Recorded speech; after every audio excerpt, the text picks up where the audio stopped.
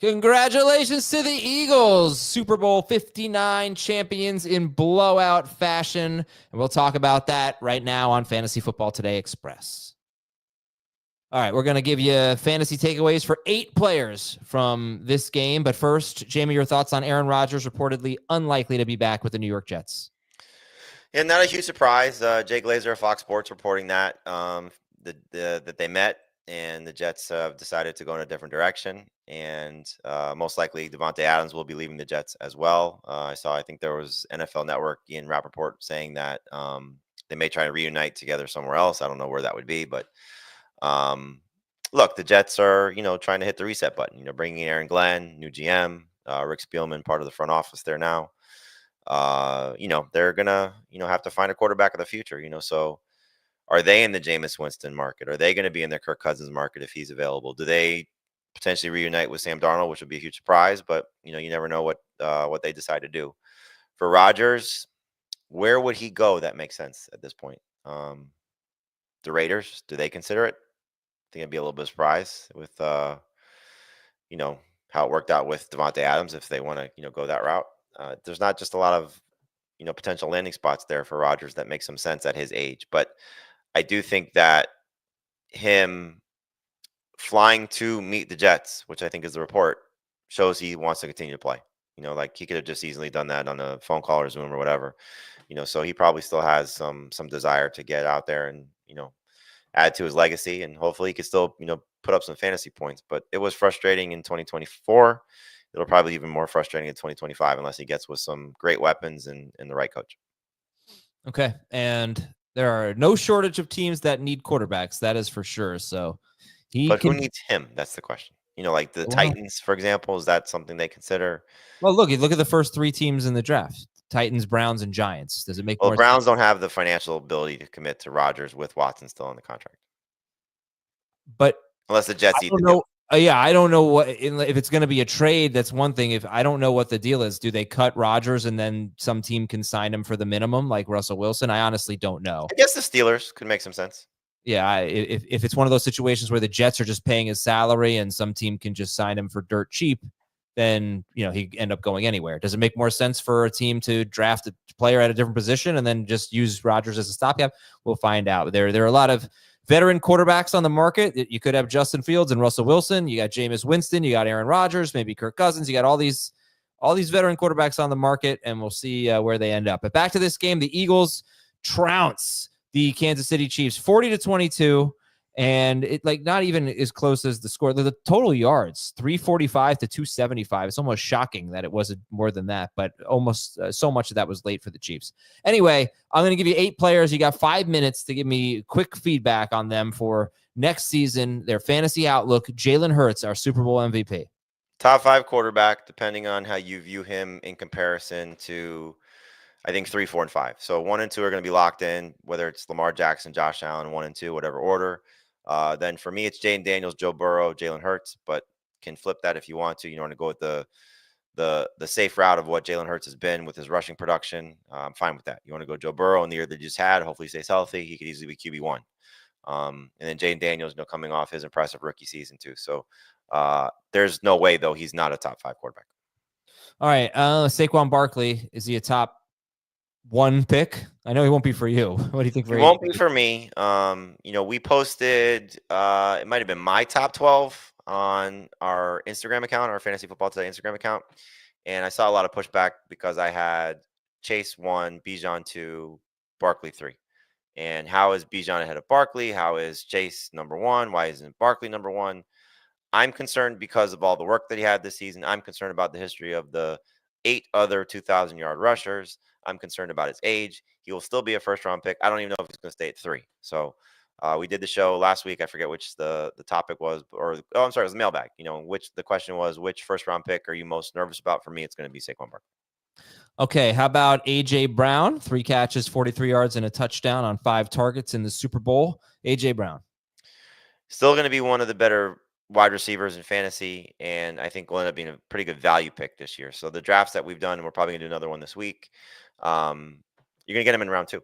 So he'll be past, I think the interesting thing with him will be is where does he stack up to the rookies? Where does he stack up to Malik Neighbors and Brian Thomas? Right now, I have him ahead of those guys, but I can easily see if the Giants get the right quarterback and how Liam Cohen decides to run his offense in Jacksonville, which you would be surprised if he's not going to run it through Trevor Lawrence and Brian Thomas, that those guys go ahead of AJ Brown, mostly because of the lack of pass attempts for the Eagles. But if I expect Saquon Barkley to struggle, I'm going to expect the passing game to be a little bit more improved. As we talked about, could see an uptick in about 5 or 6 pass attempts per game. That would certainly help AJ Brown. And we know what he's capable of. He could still be one of the best receivers in fantasy. So a guy that you'll get in round 2 as probably a lower end number 1 receiver. And his buddy, his teammate, Devontae Smith, 4 catches, 69 yards, and a touchdown on 5 targets. I think it'll be a great value pick. I think we're going to see a guy that was 2 years ago drafted in round 2.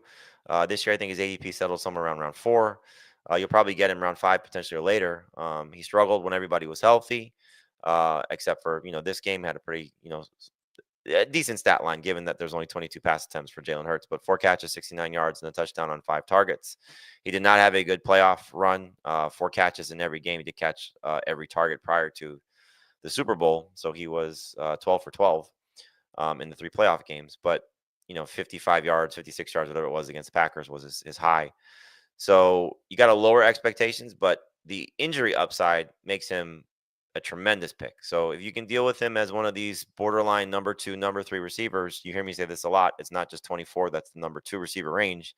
But he'll be in that top 36. I'm going to be excited to still draft Devontae Smith and hopefully get some big games from him next season. Yeah, he actually finished as wide receiver 17 per game, but we just have almost no sample size this year of him on the field with Goddard and AJ Brown. It was only 2 or 3 games. All right, we're going to take a break and talk about 4 Chiefs after this on FFT Express. All right, let's talk about the Chiefs and let's talk about Patrick Mahomes, his outlook for next year. I think you look at the way that he closed the season, and he was much better than the beginning of the season. And look, we talked about this on the full-length episode. He did not have a full year of Rice and Worthy and Brown and Kelsey. They were all injured at some point or not ready in terms of Worthy's case. So you lose Rice after 2 games. You lose Marquise Brown until week 13. Kelsey really didn't turn things on again until the end of the season. He may not come back. But I think when you get speed on the field, if you have Rice and Worthy now, and then you add maybe a third guy or they bring back Marquise Brown, and then we'll see what they do at tight end.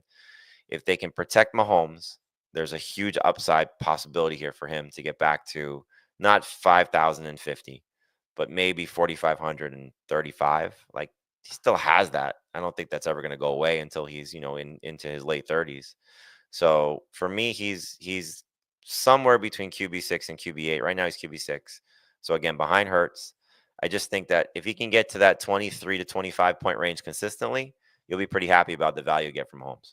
How about Xavier Worthy, the star of the game? 8 catches, 157 yards, 2 touchdowns. The star of the game. Yeah, it's a little tough to sell. Yeah. Well, he had the most fantasy points. The fantasy star of the game. Yeah, 8 for 157 and 2 on 8 targets. Big congratulations, Xavier Worthy, on a big night. I mean, look, he had a huge game in a Super Bowl. It's hard to overlook that, So while it was a losing effort, it's still a pretty impressive performance. And again, the late touchdown probably wasn't the best ever for the Eagles, and their starters might have been pulled at that point. I wasn't exactly looking at who was on the names of the back of the jerseys. Oh, it's a long touchdown? Yeah. They were, But, look, he was building toward this, from the first Buffalo game through the playoffs. He was starting to come alive and, be the focal point of the offense. Now, what will happen when Rice is back, that remains to be seen. But I think he's now pushed himself from like a round 6 receiver, 24 to 36 to a round 4 receiver, that has some pretty significant upside because he feels like he could be a Tyreek Hill for them. I don't know if he'll ever get to that level, but the role in the run game, that he has, on the jet sweeps and the pop passes and all those things. And then what he could do from a receiving standpoint. So there's a lot to like about him. DeAndre Hopkins. Travis Kelce. Let's do Travis Kelce instead. 4 catches, 39 yards on 6 targets. He had such a big playoff game in the divisional round. It was like, oh, here comes Kelce again, but then goes out with a whimper in the conference championship and the Super Bowl. I mean, look, he had a bad regular season. He had fewer touchdowns than Noah Gray, so that kind of speaks volumes to where he's at and what he did this season. It was disappointing. I know he still had a decent fantasy year, but clearly he's not the same guy. So we're talking about if he returns, I think you're viewing him between tight end 6 and 10. Like he's not better than Bowers or McBride. or Kittle or Andrews for me. I would take Andrews over him still. And tight end 5 is, who am I missing? Why am I blanking on this? And tight end 5. Go ahead, keep talking. Powers, McBride, Andrews. Oh, Laporta. He's not better than Laporta. Kittle. No, Kittle's 3 for me. So Okay. you start to get to tight end 6, and that's where I think he comes into play. And you consider Jonnu Smith better than him at this point. You consider, maybe what a Cole Kmet in a Ben Johnson offense looks like than him at this point. There's a pretty significant sliding scale for Travis Kelce right now. So he'll still be drafted as a number 1 tight end, but he's going to be tough to sell as a top 5 guy. All right, one more player who did not play today, Rashee Rice, who was just off to such a brilliant start. And you're still very high on Rashee Rice. Yeah, I think, you saw the upside, in the first 2 games of the season before he had the knee injury. He was a monster. We talked about this, did Dan get his bold prediction right? I think he did. You agreed on it because he was on his way to a huge year, and I think he'd still get back to, especially if Kelce is retired, so someone that Mahomes will lean on. I think he'll lead the team in targets. He may not have more yards than Worthy, but I think he'll have more catches and touchdowns. And so that's going to be something that you're going to be excited about. A guy that you'll probably be looking to take somewhere in round 3, could go as early as the 2-3 turn. I did our first PPR draft. I got him at the end of round 3. I think he slipped a little bit. So probably the first 30 overall picks is where we'll see Rashee Rice go. And I think one more guy is worth talking about is just Isaiah Pacheco. So we'll do a bonus one here. Disappointing finish clearly from week 13 on when he returned. But Heath called him a bounce back candidate. I don't think any of us disagree with that. If he gets back on track as the lead running back for the Chiefs and is healthy, can still come back as a superstar. First, 2 games of the season before that broken leg, he was looking like a monster also. Mahomes led the team in rushing today with 25 yards. Hunt, Pirine, and Pacheco combined for 24 rushing yards. Rough day for the Chiefs. See if this will fire them up, make them even more motivated for next season. And they will certainly be one of the favorites when everything starts. And the Eagles will as well. Unfortunately, the Eagles are not going to win the division because no one wins that division twice in a row. Hasn't happened in 20 years. We will talk to you on Wednesday on Fantasy Football Today Express. Thanks a lot, everybody. See ya.